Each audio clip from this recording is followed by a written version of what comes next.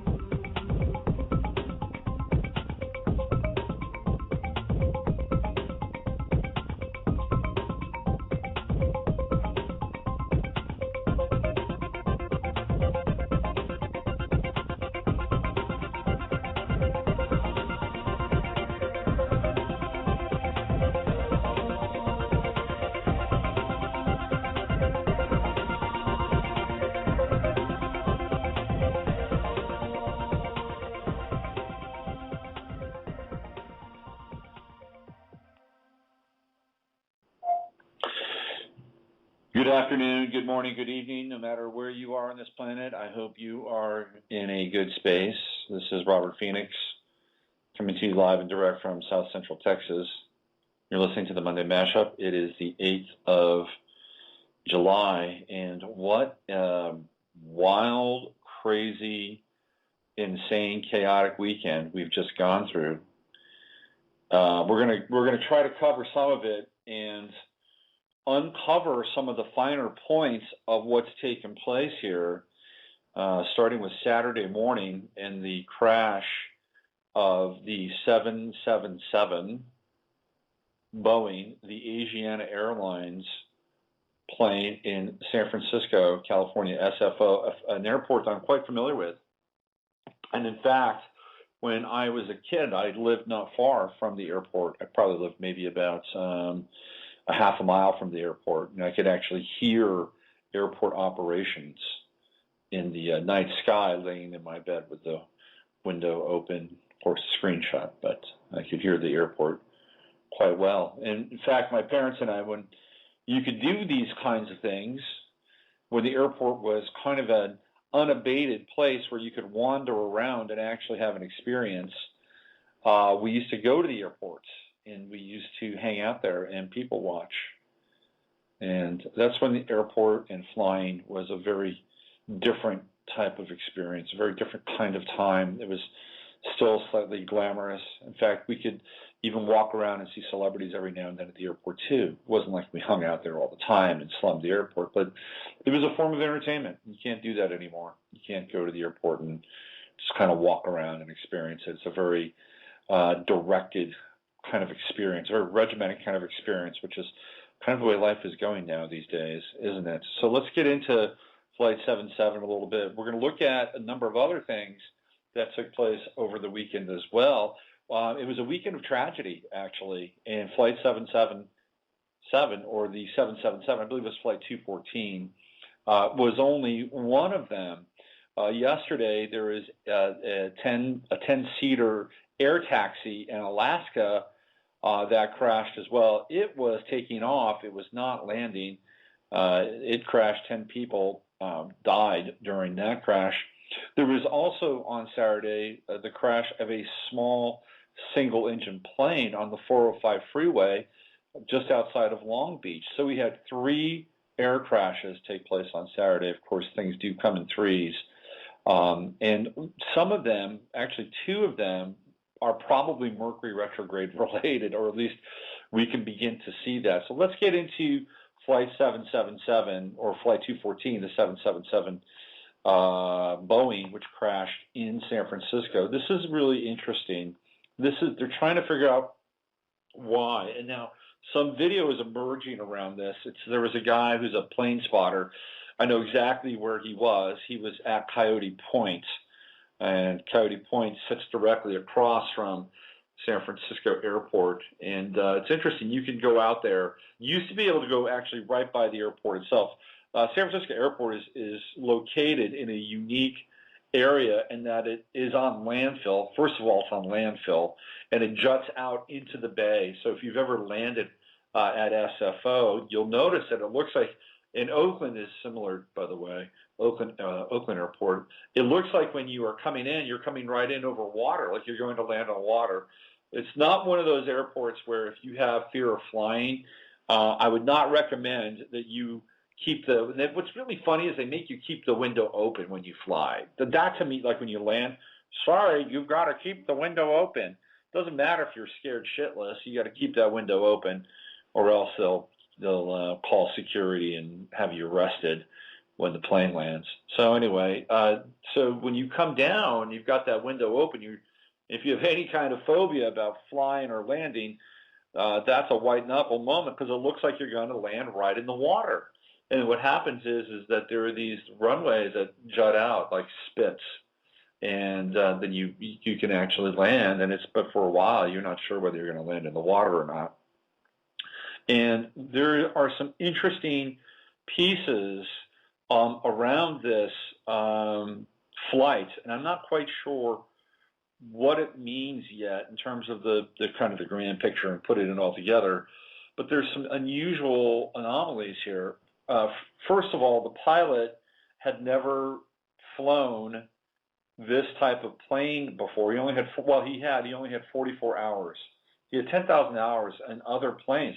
This was not an inexperienced pilot, and they're trying to paint the pilot as being completely inexperienced. This is kind of what, we have to sift through the fog of reportage and news. Where they're saying that he was training. Well, he wasn't training. He had 10,000 hours of experience in other planes, only 44 in this one, though, and he'd never landed at SFO, which is a little tricky. Now, here's where it gets interesting. I'm going to read this to you. This is from CBS News, so it's like, straight, corporate news. So this is what CBS News says. It says, and this is through the Associated Press, Lee Hyman. I guess Lee Hyman is a spokesperson.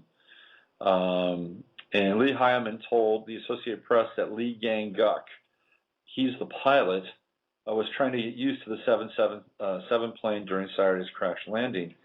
She said the pilot had nearly 10,000 hours flying other planes, but had only 43 hours on the 777. Look, if you've got 10,000 hours flying planes, flying a plane is flying a plane. It's like driving a car. If you know how to drive a car, you know how to drive a car. Now, there's going to be some discrepancies, granted. Driving a Maserati or a Bugatti Veyron is going to be a lot different than driving a Scion. It's just the way it is. They both operate the same way, but they're going to be different. However, a good driver or a good flyer can figure it out and make it happen. So this is where it gets kind of interesting. There was people on that plane. There was nothing wrong. There was nothing going on. It looked like everything was cool. And if you watch the approach of the video that was taken by the plane spotter at Coyote Point, the plane actually comes up in the air. It's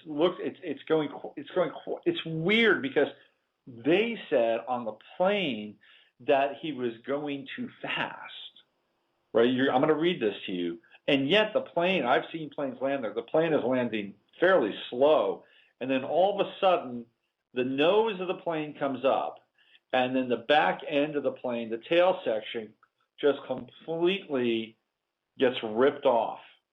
And then the plane does a kind of a 180. It's a very dramatic, even at a distance, it is a very dramatic piece of footage as it buckles and does a 180, and it's like the roof of the plane actually gets ripped off of it. Now, here's what's interesting. I'm going to read this to you. I'm just going to go straight in verbatim, and then we'll talk about this. It says, well, maybe sometime before an official conclusion about the cause of the crash is released, there are already many clues about what may have went wrong. Among the evidence collected by officials in the aftermath of the crash is the plane's cockpit voice recorder currently being analyzed in Washington, D.C. Hirschman, she is the spokesperson for the NTSB, said that according to the 2-hour recording, the pilots did not discuss any aircraft anomalies as they approached the runway. 7 seconds leading up to the crash, there was a request for more speed. The preliminary investigation has found that the plane's approach speed was slower than the 137 target speed. You can actually see that as the plane is coming in. You can see it on the video. At 1.5 seconds before the crash, there was a vocal request to initiate a go-around or aborted landing. Before the plane made impact with the ground, Hirschman said there was no audible signals of distress from the cockpit, nor any indication the plane was having problems. In an interview with Face the Nation earlier Sunday, Hirschman said an important system that helps planes land had been turned off at the San Francisco airport. Now, why is that? Why did they turn off this? San Francisco, again, I've just described to you, this is not an easy airport to land at. It's just not. It's on the water. It's on the bay. The landing strips jut out. You have to make the approach over water, okay? Let me read this paragraph to you again. In an interview with Face the Nation earlier Sunday, Hirschman said an important system that helps planes land had been turned off at the San Francisco airport. This is what she says. What we do know is that there was a notice to airmen that indicated that the glide slope was out. Hirschman said the glide slope had been out since June due to construction at the airport, she explained. CBS News aviation and safety analyst, Captain Chelsea Sullenberger, remember that guy? He's the guy that flew the plane into the Manhattan Harbor. Remember him? Told CBS affiliate KCBS in San Francisco to the FAA mandated construction is intended to increase the safety zone of the runway by moving it further from the seawall near where the plane crash landed. In 2005, advisory issued by the FAA says the goal is to construct an available runway length for new runways or extensions to existing runways that is suitable. Even without the construction, officials say it is not unusual for the glide slope or glide path system to be turned off during good weather conditions. Well, why would they do that, though? Why don't you just have it on? Sullenberger told KCBS the system triggers automatic warnings that would occur in the cockpit when you deviate below the desired electronic path. So here you have a pilot who's never landed at the airport before, 44 hours in this plane, 10,000 hours in other planes, and yet this very integral part of allowing pilots to understand where they are in relation to the landing strip is turned off. Says here, numerous eyewitnesses said the plane appeared to be coming in low before crashing. Here's where it gets kind of interesting. It says, Kia Siadata, a San Francisco resident whose home overlooks the airport, told KCBS News correspondent John Blackstone this plane landing looked different. All of a sudden, as he got right up to the runway, we just heard a really loud boom. And before we knew it, the plane had come to a stop about 50 yards down. It was lost in a sea of smoke and black dust. What is the boom about? Was the boom the crash? Question mark. He was going down pretty fast, and I think he just realized he was going down too fast. Levy said, this is a passenger. Okay, crash survivor and San Francisco resident Benjamin Levy told reporters he flies into the airport often and that he felt the plane was too low too soon, just before impact. He was going down pretty fast. I think he just realized he was going down too fast. So he's going down too fast, and yet they said that he wasn't going fast enough. Very strange. sort of series of contradictions here. Let's see. He was going down pretty fast. I think he realized he was going down too fast. Lovey said, adding, the pilot seemed to push hard on the engines just as we were about to hit the water. NTSB Chairman Hersman would not speculate on Face the Nation about whether or not the NTSB investigation has found the plane was too low.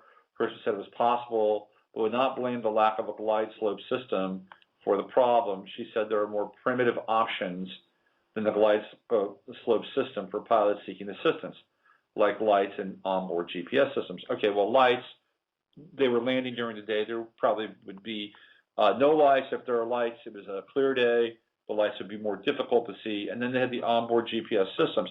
Well, that's fine, but you had a pilot, again, not familiar with San Francisco International Airport. Very strange stuff. And then what's also fascinating is that there are only theoretically 2 people that died, right? But there are still people missing, whoever those people are. And there are a lot of people that were injured. One of the people that died was hit by one of the rescue trucks. And that, how bizarre is that? You know, they just get out of the plane and they're kind of dazed and confused and walking around, and all of a sudden the rescue truck comes and hits them and takes them out. So now we have 2 deaths, one caused by the plane itself and the other caused by somebody coming to the rescue of the plane. Very strange, Mercury retrograde-ish kind of experience. What's interesting is that there was a young man who was being interviewed by the local media there, who was telling what happened, and then something very strange occurs. I'm going to play the recording, and then we'll talk about what happened and why it's potentially disturbing. Here we go.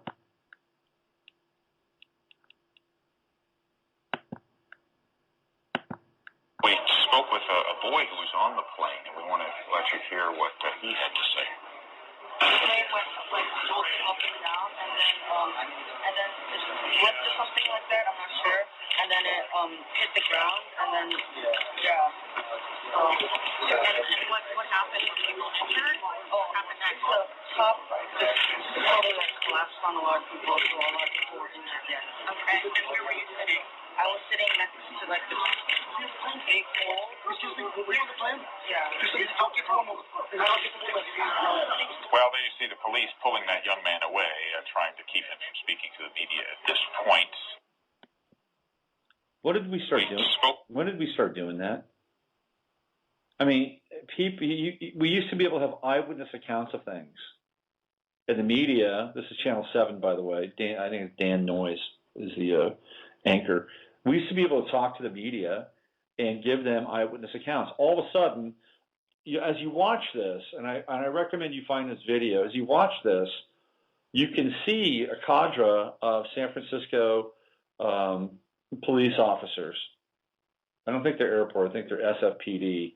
And they are kind of milling around the media area, trying to, figure out what to do. And as Noyes and the Channel 7 news team is talking about this, getting closer and talking to this young man, you could actually see this wall of, blue, dark blue, come closer and closer and closer, and kind of make a perimeter around the interview. And then from the wing, you can see there's a woman, and it's the woman who is directing the police officer to pull this young man away. And you can see this. You can see her talking to him like, you've got to shut this down. We need to stop this interview. And he comes in, and he pulls him out of there. And it's like, why are we not able to share information with the media now? It's kind of like we're in this quasi-Stasi state where he can't even give his eyewitness report as to what happened because he was on that plane. Well, why not? People wonder why now everybody is so suspicious. Okay, I'm not saying that there's a conspiracy here, which is kind of rare for me, I think. I'm not saying there's a conspiracy here. I think it's unusual that the glide path or the glide slope, whatever you want to call it, was shut off. I think it's unusual for that to have taken place, and I'm not sure, why they would do that, and what would be the end result of this plane crashing. I mean, is it part of some grand meta ritual? I don't know. All right, but what I do know is that the response to what took place here in this interview was way over the top. And you got to wonder why people are suspicious now. They're suspicious because, we have this authority figure come in and shut that interview down. Was this interview a threat to national security? Is there some kind of lawsuit that might be pending? And if so, when did the police decide that they were going to come in and take the sides of a corporation or somebody like San Francisco International Airport to shut it down so that information cannot or will not be used against them in a court of law? They're treating this young man as if he's a criminal. I have to tell you that right now, or a potential witness, or whatever that is. It's a little alarming to see that take place. What would have been really interesting is if somebody who might have been constitutionally aware and said, "Excuse me, I'm expressing my First Amendment rights. Am I under arrest? Are you detaining me?" That would have been a really interesting conversation. Then we could have had a whole other response on the side of Channel 7 News, like, "Hey, we got to shut this part down." So we're living in a really weird time, and information is, it's dangerous. It can be really dangerous, and obviously, they thought somehow that this young man and what he was sharing was potentially a threat of some sort. A threat to what? I don't know, but was not happy seeing that. It's uncomfortable. It's pretty uncomfortable. Well, the plane crash was not alone, and some form of outside or technical error is also experienced somewhere else, and that somewhere else was in Ontario. And I don't know if you followed this at all, but there was a train crash in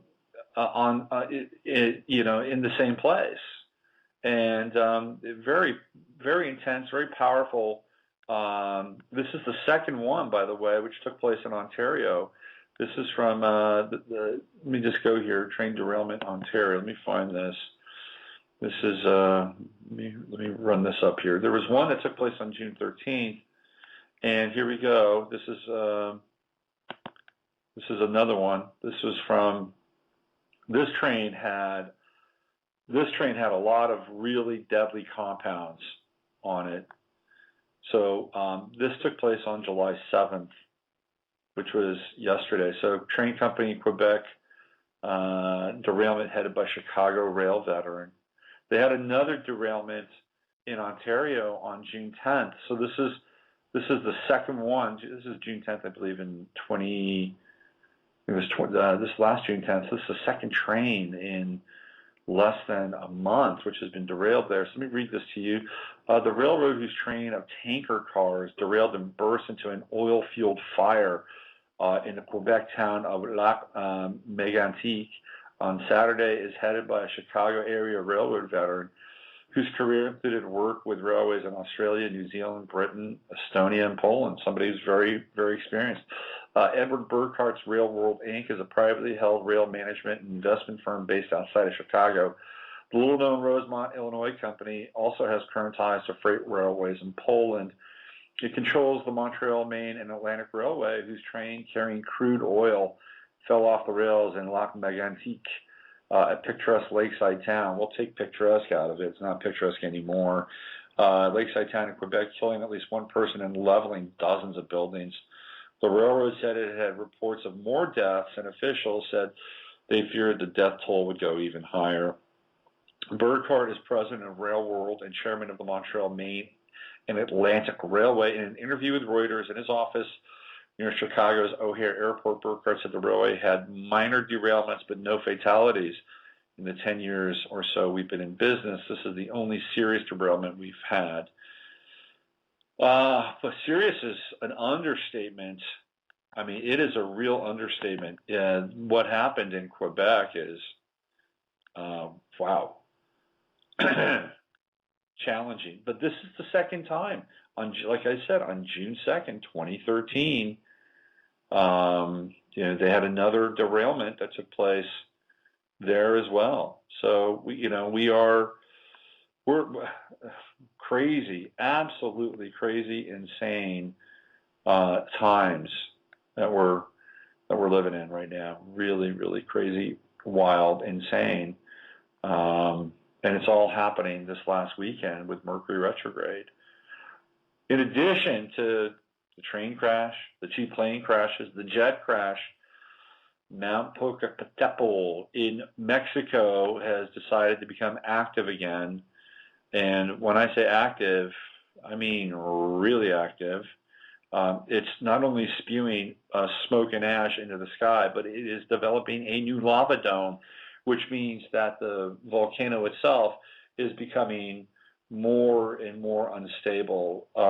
This is from the Wired magazine, and Eric Clementi, he does the sort of the geologic and geophysical work for Wired. I guess he's a volcano spotter.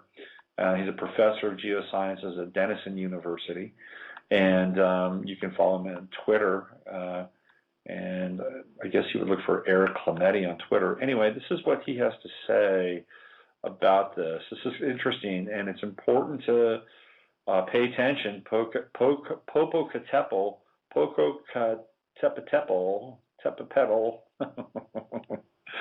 Let's just call it Mount Popo, okay? Mount Popo is significant. It's in the Ring of Fire. Keep that in mind, all right? As noted in this space last week, Mount Popo has had an active week to the point that a multitude of flights in and out of the international airport of Mexico City were canceled. This thing is very close to Mexico City. This huffing and puffing at Popo, with ash plumes reaching 3 to 4 kilometers above the volcano, has prompted the elevation of the alert status to yellow phase 3. This means that the eruption at the volcano has moved from sporadic explosions, phase 2, to frequent small to intermediate explosions, usually caused by a dome collapse that can generate pyroclastic flows. Tremor is almost constant, meaning that there is earthquake activity also associated right now with the volcano, along with constant emission of ash and steam from the summit vent. An overflight of that vent on Sunday showed that a new lava dome has formed within the crater during the past week's activity, meaning a new sequence of dome growth and eventual collapse is in full swing. As magma rises up under the active vent, a plug of lava forms as the lava dome. This pressure rises under the plug and is usually destroyed either by collapse or explosion, leaving magma underneath to feel the drop in pressure, prompting an explosive eruption. Once the vent is clear, new lava can begin to fill the vent, and the cycle continues. This type of eruption is common at many arc-related volcanoes like Popo and Mount St. Helens, Southern Hills, and Marapi. You can check out this USGS page on this same pattern that occurred at St. Helens after the catastrophic 1980 eruption. Or if you want to get cozy with the dome, check out this video of the dome at Mexico's Colima, taken in 2008. So you can find this article on Wired.com. Eric Clementi is the author, and he again is an assistant professor of geosciences at Denison University. And what he's sharing in this piece, along with the video and his observations, is that this volcano is very active, extremely active, and unstable. And who knows what will take place or what can take place. Maybe it's all cool. Maybe nature hasn't figured out, and it's a controlled lava dome and new flow and new growth.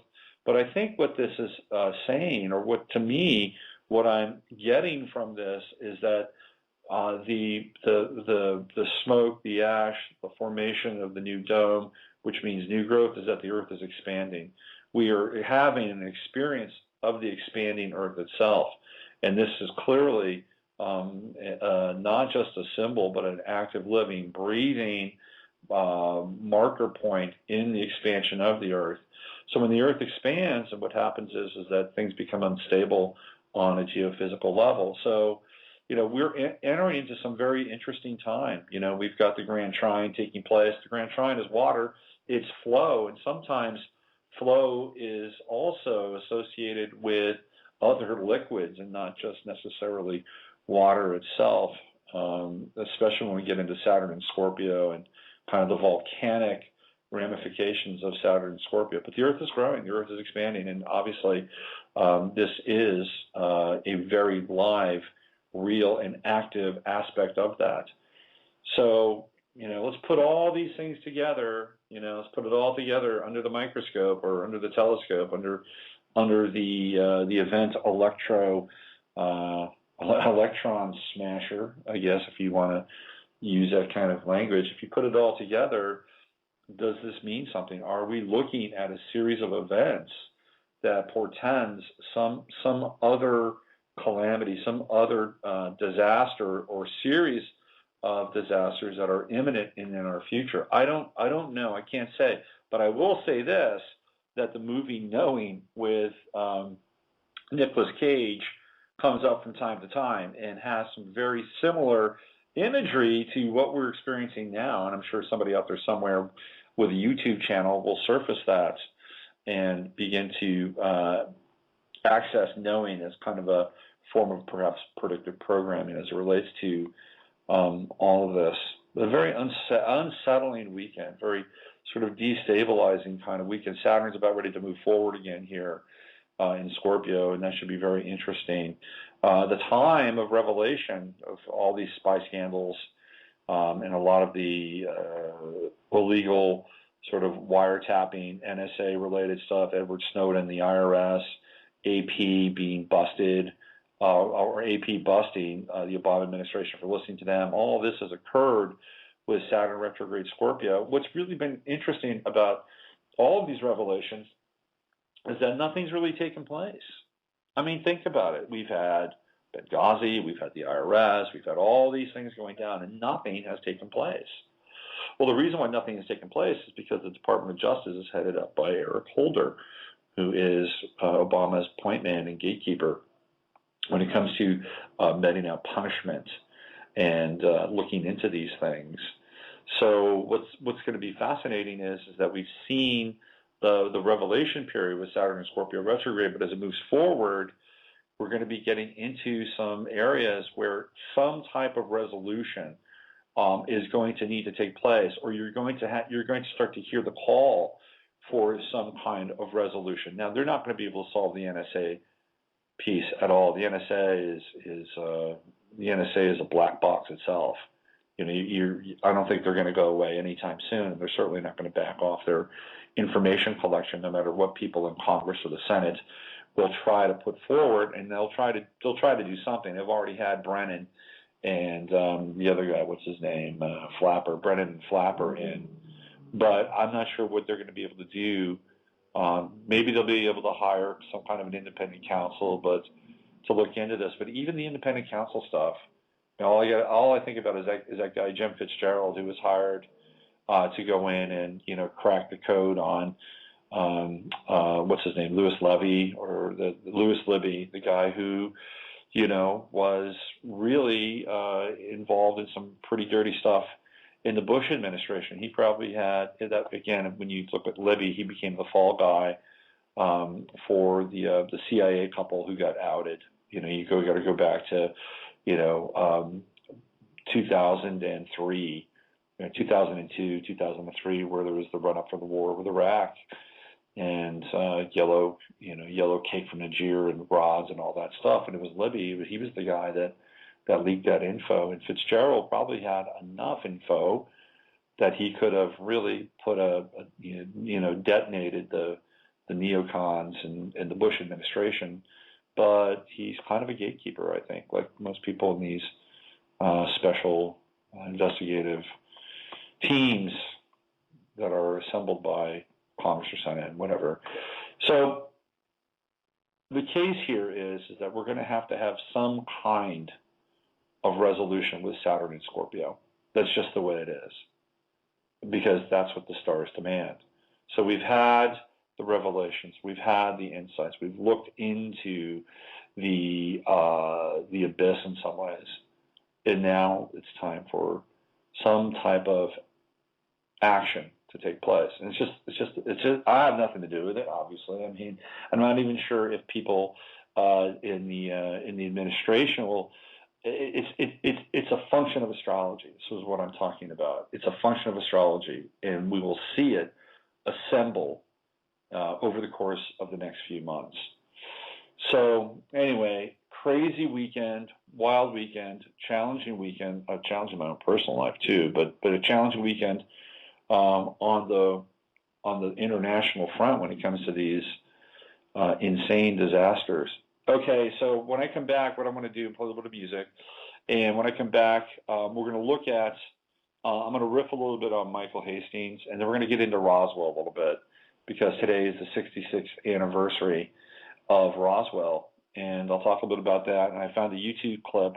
It's about 9 minutes long, and it's a first-hand encounter by one of the first responders at Roswell, and we'll listen to that for 9 minutes towards the end of the show.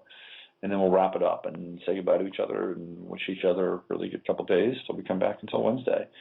So let me do this. Let me play a little bit of music, and when I come back, I'll talk just a bit about Michael Hastings. I want to play you a bit of a YouTube clip that I found from him or of him, and it's fascinating to listen to.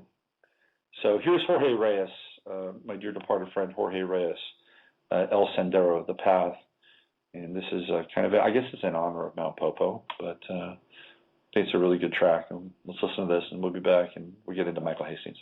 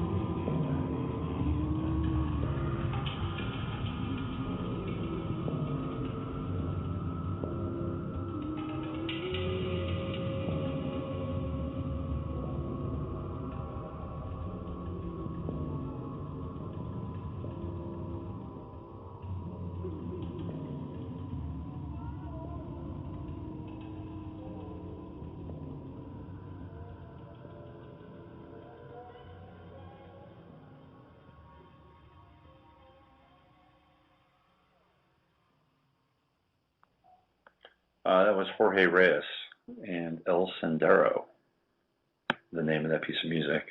I was just sent a link by our good friend Pam Ella, and the link has to do with a space weather report, and it's about a 5-minute, 30-second YouTube clip. So this is from somebody who posted it. It's called Suspicious Observers, and I'm going to play this. I haven't listened to it, so we're going to be hearing it for the first time, and this could give us some interesting insight into what might have taken place over the weekend and how cosmic anomalies might have affected that flight, Flight 214, coming into San Francisco, and perhaps even more. So let's give it a whirl.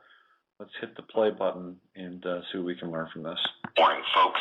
It's likely safe to say that you are aware of an Asiana Airlines flight that crash-landed at the San Francisco airport. The Boeing 777 twin-engine ER-200 went down at 19:53 UTC. But I bet you didn't know that just 5 minutes earlier, at 19:48 UTC, at the Athens International Airport across the planet, an Asiana Airlines Boeing 777 twin-engine ER-200 had a fire break out and barely got down in time to avoid major problems. Same airline has two identical models taken out in the span of 5 minutes on opposite sides of the planet. You better believe I'm coming back to this. Mexico. Hurricanes and earthquakes and volcanoes. Oh my. Popo with another nighttime display for us. She's been active on and off like this for a year. Beautiful. Coming to India, perspective on their flooding. Notice how our rivers are thin. You can see civilization on the banks. At least you used to be able to see them. Some bad news about the 6.1 reported from Indonesia yesterday. Dozens are dead and the totals are still coming in. Yesterday's largest tremor was a 5-pointer at Easter Island. An above-average quake just struck Arizona a few hours ago. USGS missing the northern Russia quake and some rumbling at the Azores Islands in the Atlantic. Hurricane Eric, where else but Mexico? Baja needs to be alert as well. That Gulf low under siege yesterday is officially dead, and we turn our attention to the mid-Atlantic tonight. Getting a bit chilly in Tasmania and southern New Zealand. A low cell near there drove the Antarctic chill furthest north it's been in 2013. East of the North Atlantic, we have Spain and Portugal still wondering if they somehow woke up in Africa, all the air coming north. I do not disagree with Noah's danger zone tonight, but I would like to make it bigger, stretch it east to Minnesota and up across the border into Canada. The convergence we are seeing occurring with high and low up here will need to equalize all the heat and moisture that is rushing due north. Tornadoes are possible, but the hail, lightning, and wind should be worse. Flaring is quiet. Those C flares are coming less frequently. Our big sunspot groups are not decayed yet, but they are elongating for sure and losing some of the peripheral spots. Taking a look at 1785 and 87 together. First, the leading spot is no longer splitting. It's all positive blue. You see two red delta wannabes trying to play up front there and solid magnetic mixing potential in the middle. The backside group appears much better divided magnetically, but you can indeed see both polarities trying to mix in the center. Last and least, the leading spreader continues to build umbral size but cannot mix polarity as we watch her exit the Earth-facing disk. Okay, folks.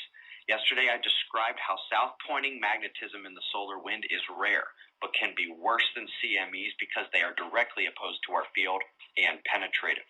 We saw the red BZ coming back up most of the day yesterday after the impact.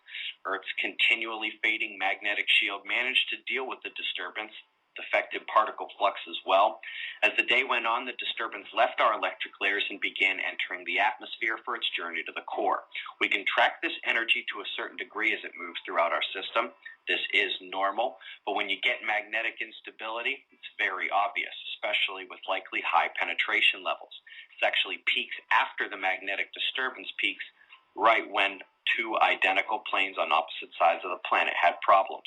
I've discussed our continually fading shield for 2 years. Things like this have been long expected. It's still 100% speculation, causation on my part. but the fact that the fully operational fact checker that might allow me to confirm or deny my claim was turned off midday yesterday. Folks, you remember I discussed the arm extending out to hold the opaque disc that blocks the sunlight glare. I now draw attention to a speedy little object that is hiding behind the arm this morning. Will pop out tomorrow. It's Mercury, and for those who remember, we are indeed just days away from the geocentric conjunction of Mercury and the Sun. Reason Mercury appears so low in the SOHO frame is because Mercury's highly inclined orbital plane has it south of Earth's orbital plane at this time. We are awaiting a coronal hole stream from that dark northern opening at some point today or tonight.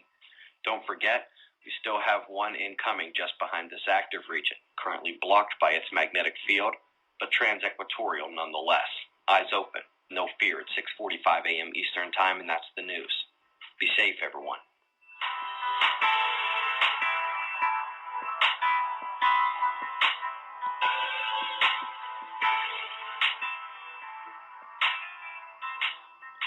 Well, that was good stuff. So apparently what we've got happening, or what's taking place, is the breakdown of the Earth's magnetic field. And with the CMEs and apparently solar winds penetrating the Earth, we have an unstable core. The core is expanding, the Earth's expanding, and we have two planes from the same airline, same model, malfunctioning almost at the same time across the planet. Really, really bizarre stuff. Very strange stuff.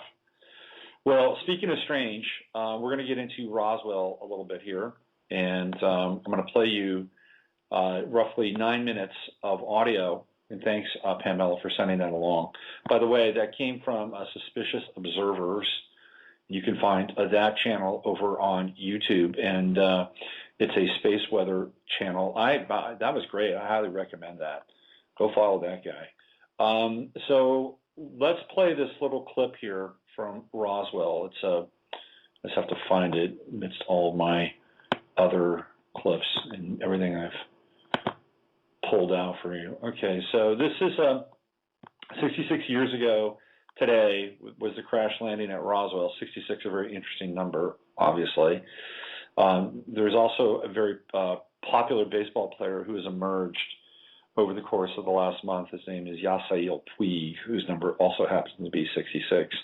This is Jack Trowbridge, and this is from testimony uploaded on January 27th, 2009. Thank you to Avi Moas1 on YouTube for posting this. And this is his firsthand account of what took place when he arrived at Roswell 66 years ago today. And I was assigned to Roswell in April of 1947. I was further assigned into intelligence with Jesse Marcel, who was the head of intelligence, a major. I was a first lieutenant pilot. On this particular evening, we're having bridge at Major Marcel's home. He was there in a basket. My wife was there. All of intelligence was there playing bridge, except Jesse. He was out with a pickup gathering this junk in the debris field. Okay? So when he came in, it was fairly late, I believe. And we broke up the bridge game then to go out and see what Jesse brought in. And it was of great interest.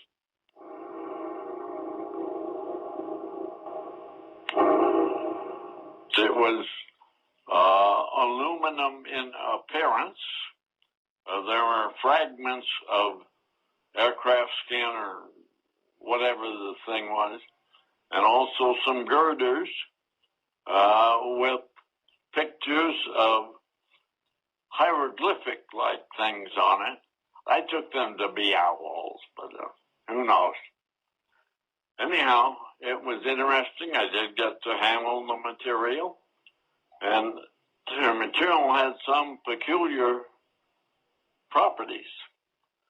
For instance, it looked like Hershey bar wrappings, but you squeeze it up in your hand as hard as you could, let go, and it returned originally to the original shape instantly.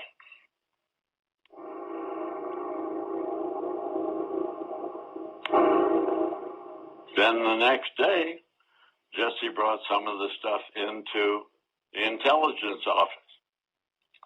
And so we looked at it and played with it a while, and then everybody went back to work.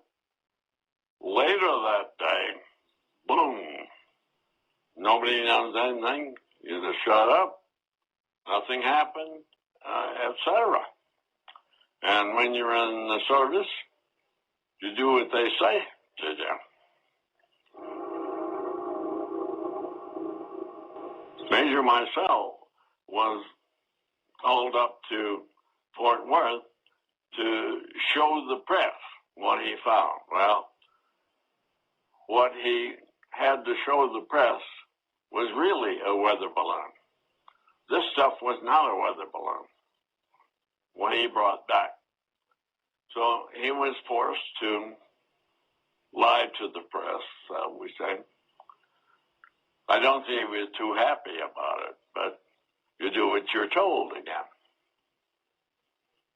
You're in the service. You followed orders.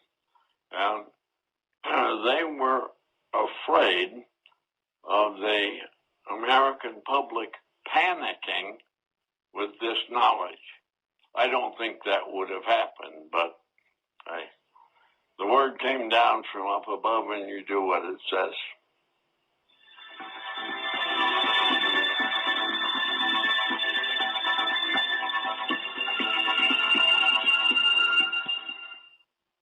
That was actually aired first on sci-fi.com, and it's a series of first-hand Roswell UFO memories. And you can find those on YouTube if you want to find out more about some of the first-hand accounts of what took place.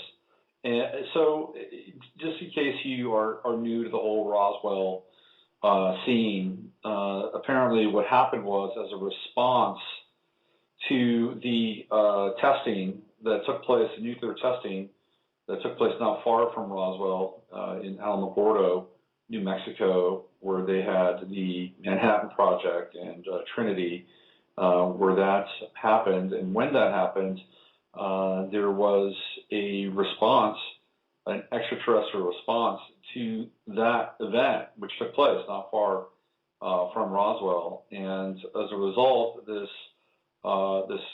craft crashed, and most of the quote unquote beings from that craft perished, except for one, and that one was kept alive, and that one was named EB, extraterrestrial biological entity.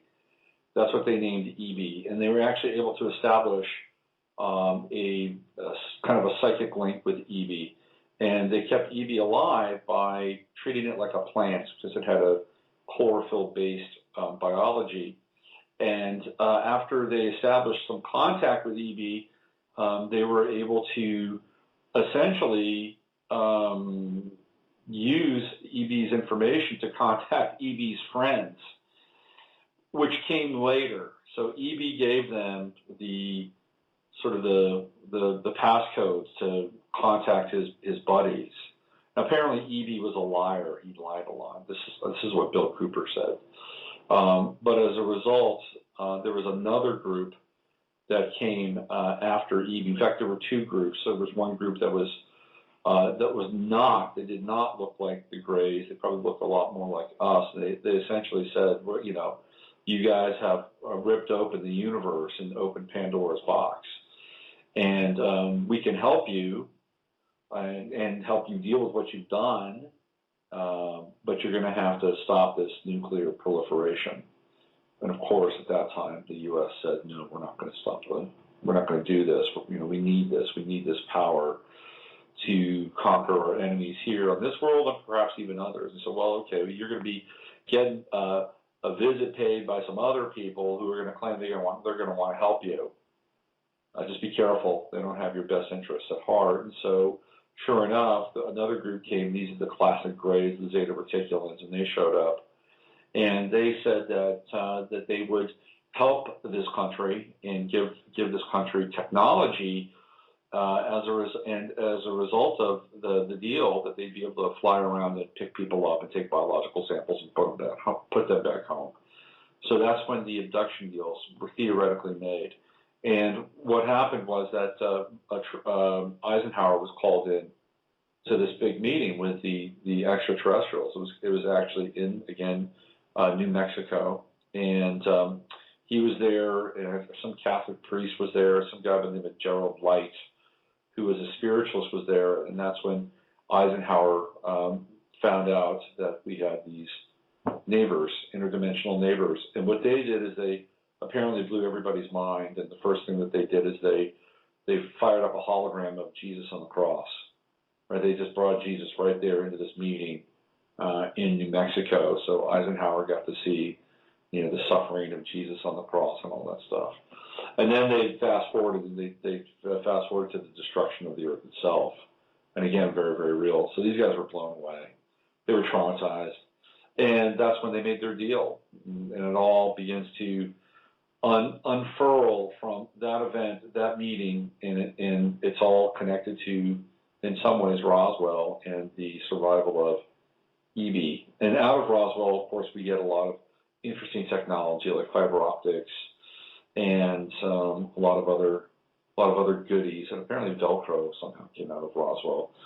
Some of the interesting ingredients that have been inserted into our mainstream use of technology. Anyway, that was 66 years ago today, and Roswell. The impact still being felt to this very day on many, many different levels.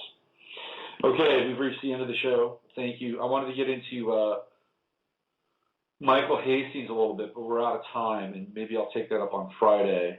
I found a video clip of him, which is very interesting, and it gave me a lot of insight into Michael Hastings as kind of an agent provocateur in a good sense, not in a bad sense. Michael Hastings was fearless, but I think I'll probably play that on Friday.